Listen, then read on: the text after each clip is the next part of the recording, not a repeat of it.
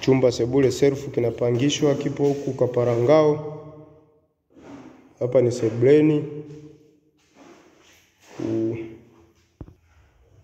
Hii sebule, nyumba bado mpya. Kama unavyoona, chumba na sebule self.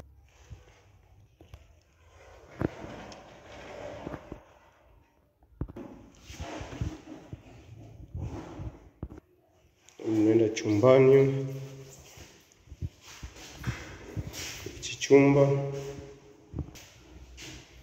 Chumba kama unavyoona.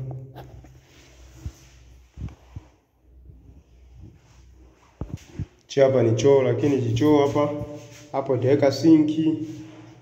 Hapo wanafunga bomba mvua. Pale anaweka sinki, yani nyumba inakuwa ni standard kabisa. Sasa iko hatua za mwisho, nyumba bado mpya. Kodi yake ni 1,500 kwa mwezi. Karibuni sana wateja kwa Dalali Mtoto hapa.